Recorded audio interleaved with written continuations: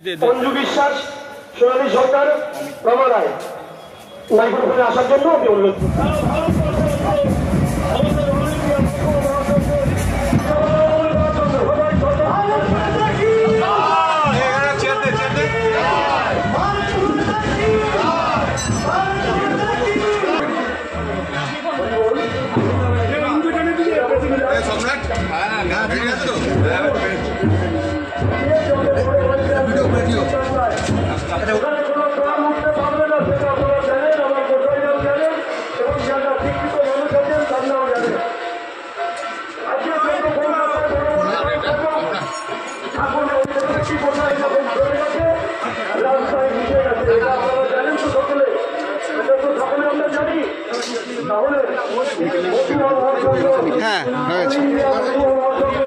সহসভাপতি ডক্টর বিনয় কুমার বিশ্বাস মহাশয়, শ্রী বিনয় বাবুকে মঞ্চে বসার জন্য মহাসংঘের সাধারণ সম্পাদক শিক্ষক পঙ্কজ মন্ডল মহাশয়, যাদের নাম বলছি তারা মঞ্চে থাকবেন।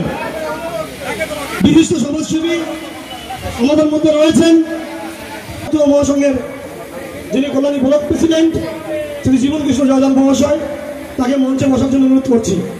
আমরা যে সিঁড়িটা সে জায়গাটা আমরা একটু খালি করে রাখবো। ডাক্তার বিবি রায় মহাশয়কে শ্রীমতী দীপা বিশ্বাস মহাশয়া, দীপাদিকেও মঞ্চে বসার জন্য অনুরোধ করছি। আমাদের মধ্যে উপস্থিত রয়েছেন, খুব সাড়া আছে লোকের মধ্যে।